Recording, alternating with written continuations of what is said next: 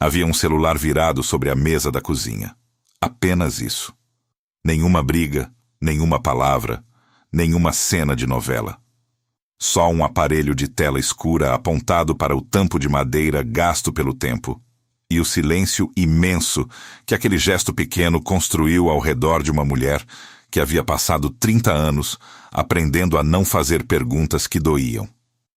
Ela ficou parada na porta da cozinha, ainda com o cabelo preso do dia anterior, ainda com o cheiro de sono no corpo, e sentiu que o chão, o mesmo chão de cerâmica bege que ela havia esfregado centenas de vezes de joelhos, estava afundando sob seus pés de um jeito que nenhuma vassoura, nenhuma oração, nenhuma terça-feira normal poderia consertar. Não era o celular. Era tudo que ele confirmava. Se você já acordou um dia e sentiu que a vida que construiu com tanto cuidado, tijolo por tijolo, sacrifício por sacrifício, não era bem a vida que você escolheu, mas a vida que você aprendeu a aceitar, esta história é para você. Porque às vezes a traição não chega gritando. Às vezes ela chega quieta, virada para baixo sobre uma mesa de cozinha, numa terça-feira comum, enquanto o café ainda ferve e os pássaros lá fora ainda cantam como se nada tivesse mudado. E às vezes, o maior milagre que uma mulher pode viver não é o casamento que se salva, não é o marido que volta, não é a vida que se reconstrói como era antes, mas a mulher que, no meio da maior dor da sua vida, finalmente aprende a olhar para si mesma e perguntar: o que é que eu quero, de verdade? Esta é a história de Marta. E talvez, em alguns momentos, você reconheça nela um pouco de si mesma. Mas antes de começarmos, deixa eu te fazer um convite. Se você ainda não se inscreveu neste canal, te peço que faça isso agora. É simples e gratuito. E cada inscrição nos ajuda a continuar criando histórias como esta. Histórias que falam sobre dor real, sobre fé que vacila e se reconstrói, sobre mulheres que descobriram que Deus não foi embora só porque a vida desmoronou. Ative o sininho para não perder os próximos vídeos. E fique até o final desta história, porque o que Marta vai descobrir nas últimas cenas talvez seja exatamente o que o seu coração precisava ouvir hoje. O Parque das Nações ficava numa daquelas partes de São Paulo que não é centro nem periferia. É o meio, aquele lugar onde as casas têm grades, mas também tem jardim, onde os carros são velhos, mas estão limpos, onde as calçadas têm remendo, mas tem vassoura passando todo dia de manhã. Um bairro que cheirava a café passado às 6 da manhã, e a terra molhada quando chovia, que tinha padaria na esquina com aquele som constante de bandeja de metal batendo, que tinha vizinha que sabia o nome de todo mundo e também da cachorra de todo mundo. A casa de Marta ficava no meio da Rua das Acácias, número 42, com a fachada pintada de amarelo palha, que ela mesma havia escolhido numa loja de tintas 8 anos atrás, quando ainda achava que escolher a cor da fachada era o maior tipo de decisão que uma mulher casada podia tomar. Na frente, 2 vasos de samambaia que ela regava toda manhã antes do café. Uma pequena grade de ferro com tinta descascando na parte de baixo e uma calçada que ela varria antes mesmo de acordar de vez. Era um desses hábitos que o corpo aprende sem que a mente precise concordar. Dentro, a casa tinha o cheiro daquelas casas que foram vividas por muito tempo. Uma mistura de comida, de tempo, de gente dormindo e acordando no mesmo lugar por décadas. As paredes da sala tinham fotos emolduradas. Casamento, batizados, formaturas e um versículo bordado em ponto cruz que dizia: quanto a mim e a minha casa, serviremos ao Senhor. Dependurado desde 1997, um pouco torto para o lado direito e que ninguém nunca endireitou. Era terça-feira, 6h20 da manhã.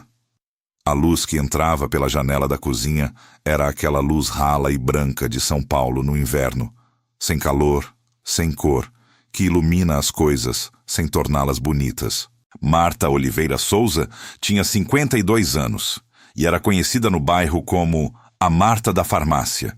Não porque fosse farmacêutica, mas porque trabalhava há 17 anos no balcão da Drogaria Bonfim, na avenida principal, e porque era o tipo de mulher que as pessoas procuravam quando precisavam de alguma coisa além do remédio.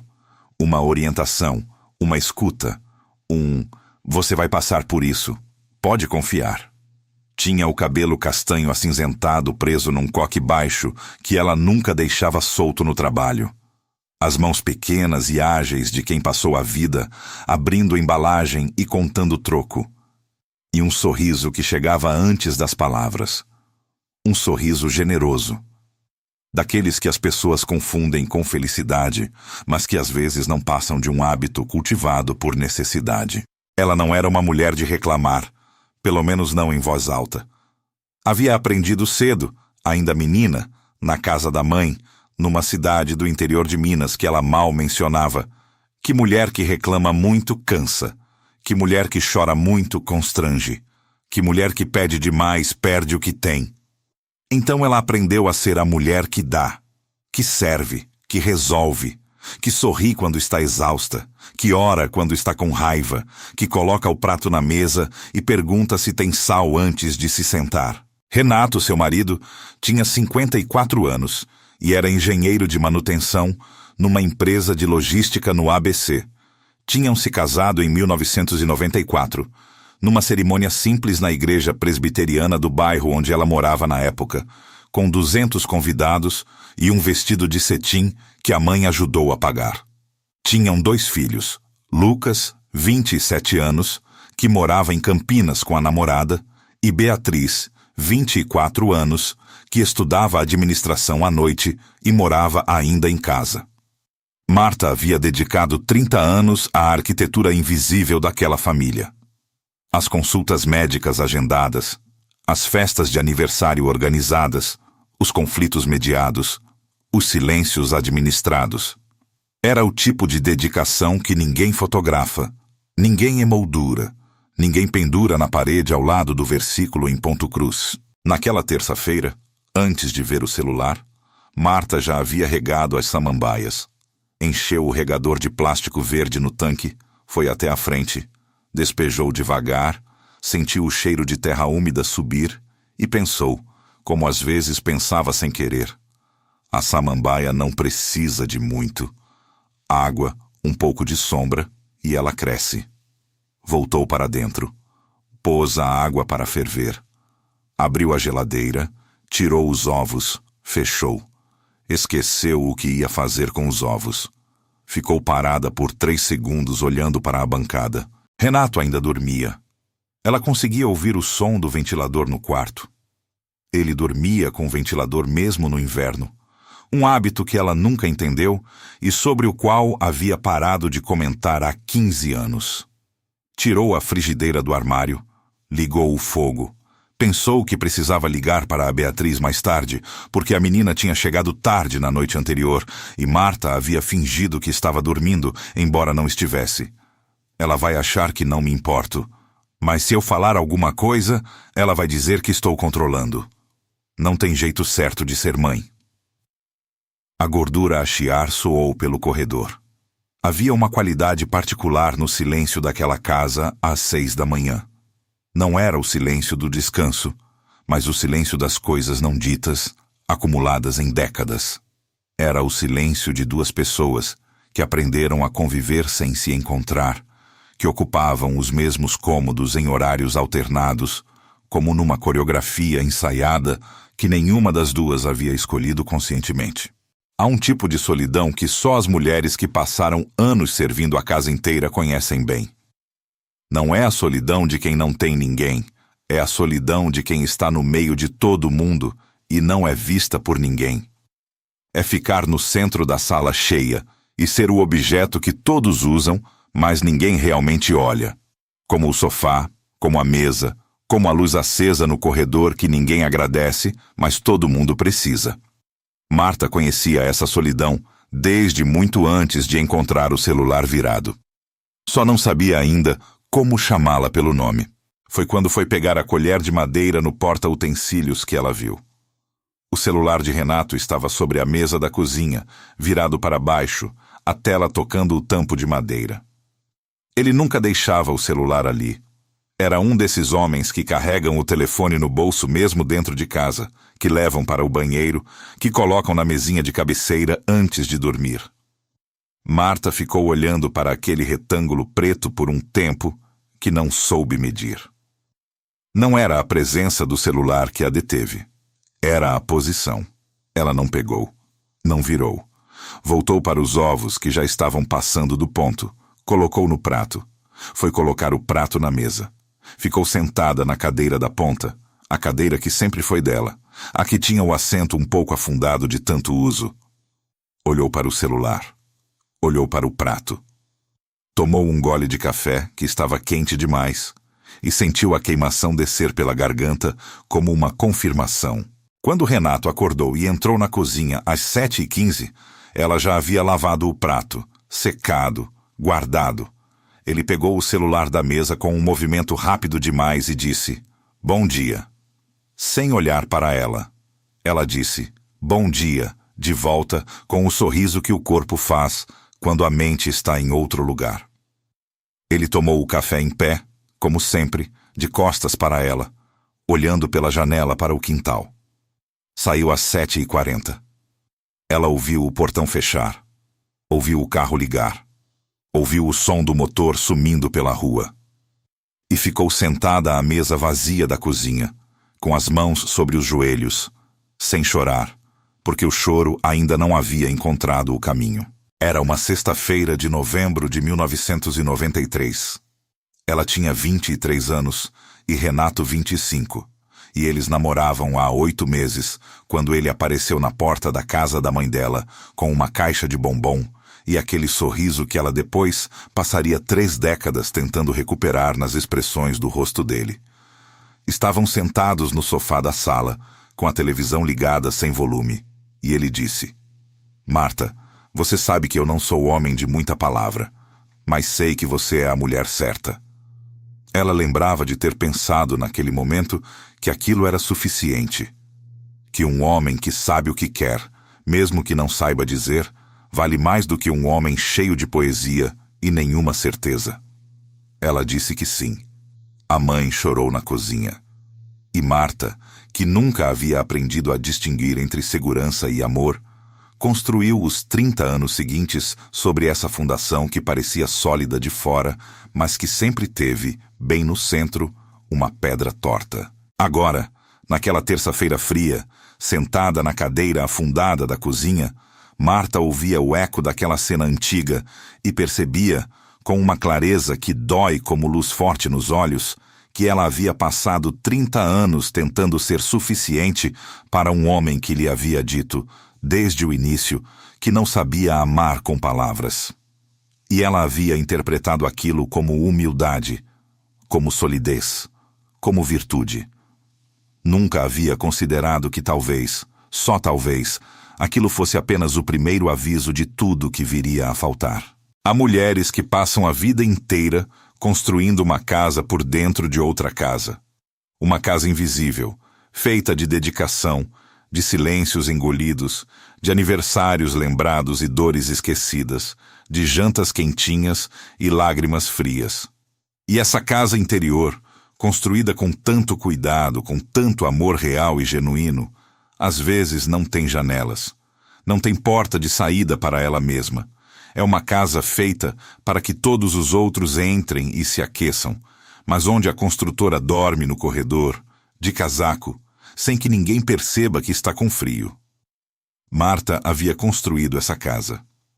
Havia morado nela por décadas, e só agora, com o chão cedendo sob ela, começava a perceber que havia esquecido de construir um cômodo com o seu próprio nome na porta. Nos dias seguintes, Marta fez o que sabia fazer. Continuou. Acordou, regou as samambaias, fez o café, foi para a farmácia, atendeu os clientes com o sorriso de sempre, voltou para casa, fez o jantar, assistiu uma parte do jornal, foi dormir. Por fora, era a mesma mulher. Por dentro, era como se alguém tivesse aberto uma torneira que não fechava mais. Não de choro, mas de pensamentos. Há quanto tempo? Com quem? Eu sabia e não quis saber? Fui ingênua ou covarde? Ela ficava olhando para o teto às 2 da manhã, enquanto Renato dormia ao lado. E a distância de 1 palmo entre os dois parecia maior do que qualquer oceano que ela havia visto em foto. Na quinta-feira, Beatriz perguntou na hora do jantar: Mãe, você tá bem? Você tá estranha? E Marta disse: Tô bem, só cansada, e levantou para buscar o sal que não estava faltando. Na sexta, no trabalho, a dona Aparecida, uma cliente de 70 anos que ia toda semana buscar remédio para a pressão, disse: Marta, você tá com olheira, filha. Tá dormindo mal? E Marta disse que não, que estava ótima, que devia ser o tempo seco. Chegou em casa e ficou sentada no carro no estacionamento por 20 minutos antes de ter forças para entrar. No domingo, pela primeira vez em 11 anos, não foi à igreja. Disse para Beatriz que estava com dor de cabeça. Ficou em casa, sozinha. Renato tinha saído resolver uma coisa às 10 da manhã. E ficou parada na sala, olhando para o versículo em ponto cruz torto na parede. Quanto a mim e a minha casa. Ela sentiu uma raiva pequena e envergonhada se mover dentro do peito. Não era raiva de Renato, era raiva de Deus, ou pelo menos era algo que se parecia com raiva. Aquela sensação de ter rezado muito por muito tempo e ter recebido em troca uma terça-feira com um celular virado sobre a mesa da cozinha. Antes de continuar, preciso te fazer uma pergunta. Você já chegou a um ponto onde a fé parecia longe demais para alcançar? Onde as orações pareciam estar voltando sem resposta, e a igreja, aquele lugar que sempre foi seu porto seguro, de repente parecia um lugar para onde você simplesmente não conseguia mais ir? Se você já sentiu isso, escreve aqui nos comentários a palavra Marta. Só essa palavra, para que eu saiba que você está aqui, que você também já esteve nesse lugar, e para que você saiba que não está sozinha nisso. Porque às vezes nomear onde a gente está é o primeiro passo para sair de lá. Foi na terceira semana que Marta chegou ao fundo. Era quarta-feira à noite. Beatriz tinha saído para a faculdade. Renato tinha chegado tarde e subido direto para o quarto dizendo que estava com enxaqueca. Marta ficou na cozinha depois de lavar a louça e se olhou no reflexo escuro da janela. Não no espelho do banheiro, que tinha luz, que tinha clareza, mas no vidro escuro da janela da cozinha, onde a imagem era turva e fria, onde ela mal reconhecia os próprios contornos. Ficou olhando para aquela sombra de si mesma e pensou: 30 anos, não como uma queixa, como uma conta que não fecha. 30 anos fazendo tudo certo, as crianças criadas com saúde e fé, as contas pagas, a casa limpa, o marido servido, a igreja frequentada, Deus louvado em voz alta todo domingo.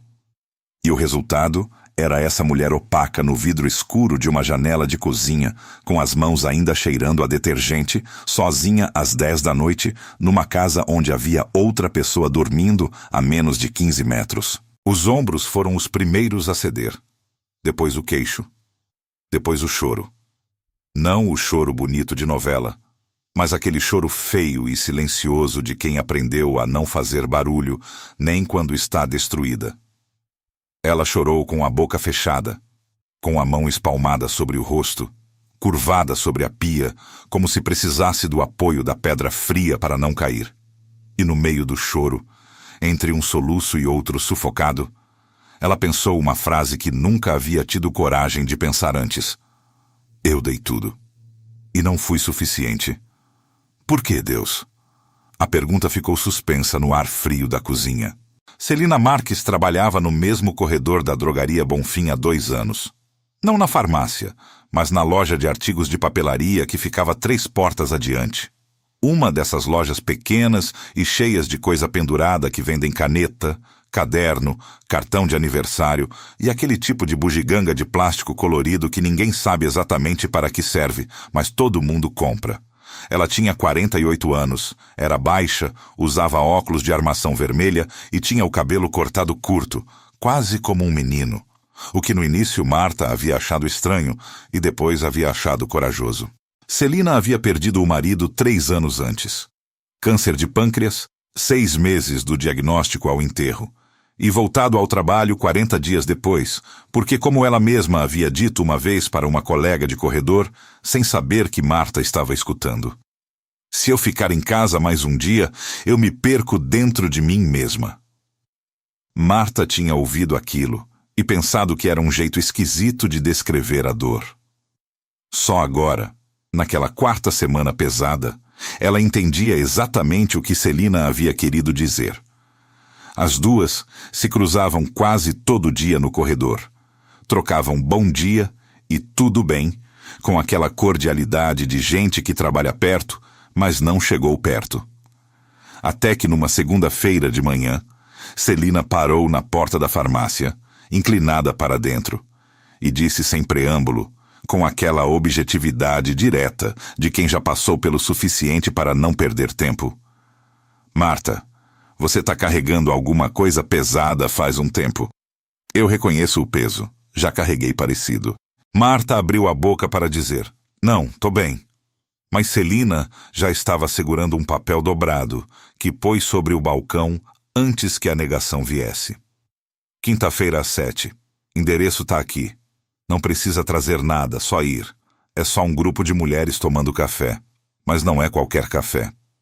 E foi embora antes que Marta pudesse recusar. Na quinta-feira seguinte, Marta foi. Não porque queria. Foi porque não sabia mais como ficar em casa sem afundar. O endereço no papel era o de um apartamento no 2º andar de um prédio simples a 4 quarteirões da farmácia. A porta estava aberta. Dentro, 7 mulheres de idades variadas, sentadas em cadeiras de plástico e num sofá de 2 lugares com almofadas xadrez e um cheiro de café passado na hora que preencheu o corredor.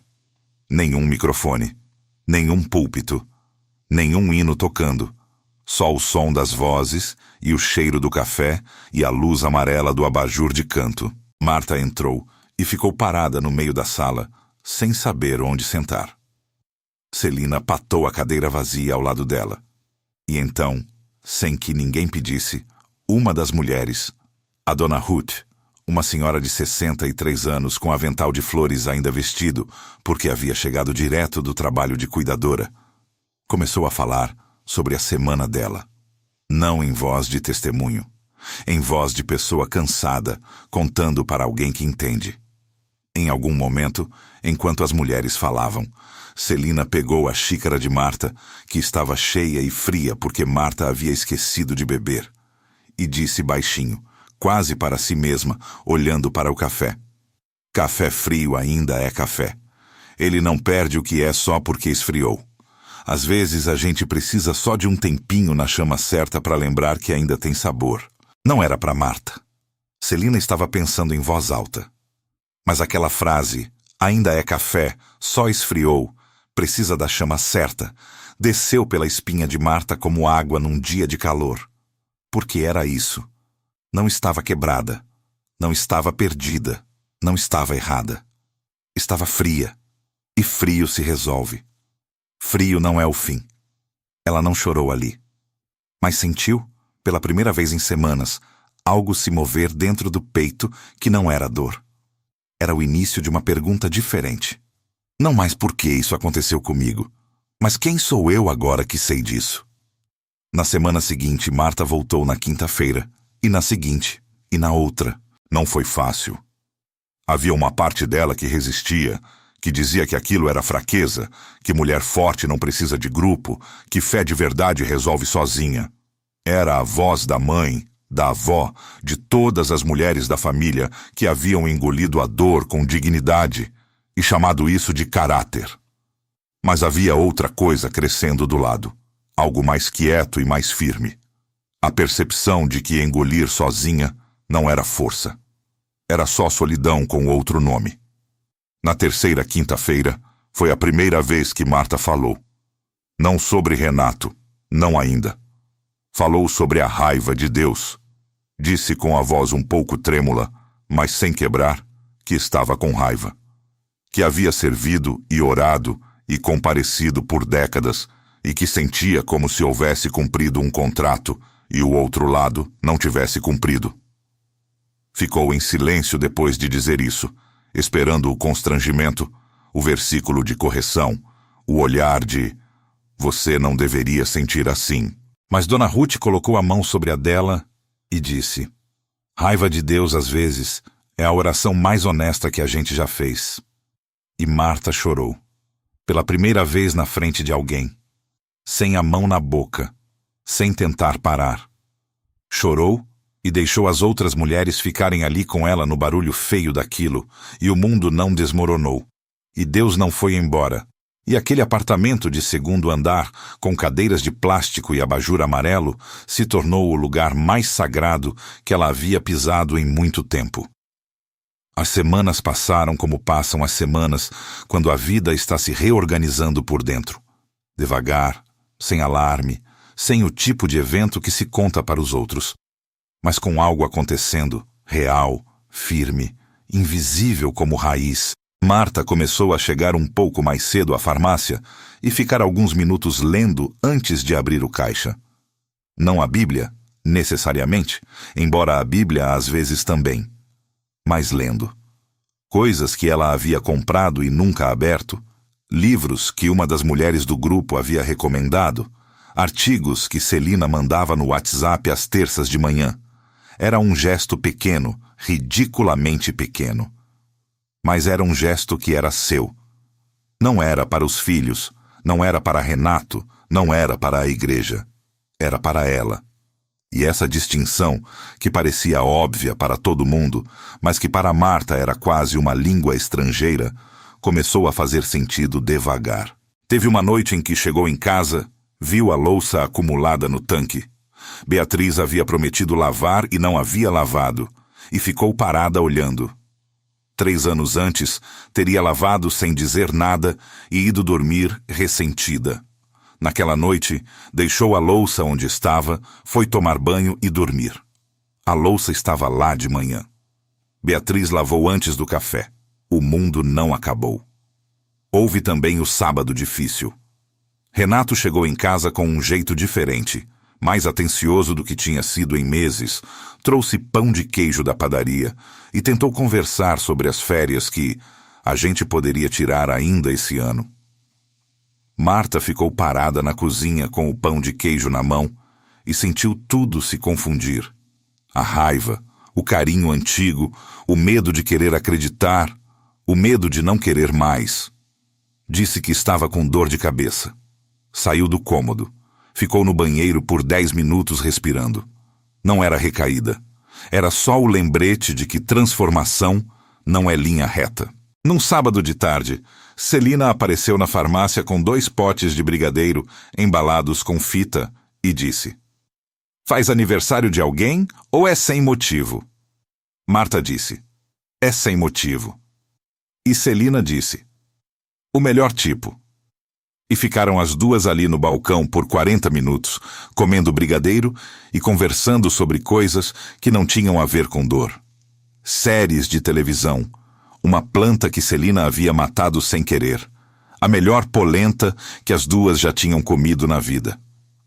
Marta foi para casa naquele dia, com o coração mais leve do que havia estado em muito tempo, e percebeu que havia se esquecido de como rir de coisas pequenas, e que rir de coisas pequenas não era fuga. Era, às vezes, a forma mais honesta de estar presente. Não é que a dor vá embora, é que ela vai deixando de ocupar todos os cômodos. 2 meses e meio depois daquela primeira terça-feira, num domingo de manhã, em que o céu sobre o Parque das Nações estava cinza, mas sem chuva, Renato bateu na porta do quarto onde Marta havia dormido sozinha nas últimas semanas. Ela estava acordada, sentada na beira da cama com o cabelo solto. O cabelo que ela quase nunca deixava solto, lendo. Ele entrou, ficou parado na porta, com as mãos nos bolsos. Tinha aquele jeito dele de não saber começar. E Marta, que havia passado 30 anos traduzindo os silêncios dele, desta vez não foi ao encontro da tradução. Esperou. "Eu errei", ele disse. Simples assim, sem script, sem flores, sem o pão de queijo de outra vez. Marta fechou o livro devagar. Olhou para ele. Não com raiva, não com perdão, mas com uma espécie de clareza que ela não sabia que tinha. Viu um homem de 54 anos parado na porta do quarto com as mãos nos bolsos, que havia errado de um jeito grave e sabia disso, e que provavelmente esperava que ela dissesse tudo bem, como havia dito em tantas outras ocasiões menores ao longo de 3 décadas. Viu o homem com quem havia partilhado os melhores e os piores anos. E viu também, pela primeira vez, que a decisão sobre o que fazer com tudo isso era dela. Somente dela. Eu sei, ela disse. Pausa. E eu não sei ainda o que quero, Renato, mas pela primeira vez na minha vida estou aprendendo a me perguntar. Outra pausa. E isso eu não troco por nada. Ele ficou olhando para ela. Ela ficou olhando para ele. Depois ela se levantou, pegou o casaco no gancho atrás da porta e disse: "Vou à igreja." Saiu. Não dramática, não comportada. Saiu com o passo de quem sabe onde está indo. Era a primeira vez em quase 3 meses. Naquela manhã, de volta para casa depois do culto, Marta parou na frente da porta de número 42 da Rua das Acácias e olhou para as samambaias. Estavam crescidas. As folhas haviam extravasado os vasos, desciam em arcos verdes sobre o concreto da calçada, exuberantes de um jeito que ela nunca havia permitido. Sempre podava antes que ficassem grandes demais. Sempre achava que crescer demais era falta de organização. Ficou olhando para as folhas um tempo longo. Depois abriu a bolsa, tirou a tesoura de jardim pequena que sempre carregava e ficou com ela na mão por um momento. Guardou de volta. Deixou as samambaias como estavam. Entrou em casa. O que Marta aprendeu não chegou num raio de luz.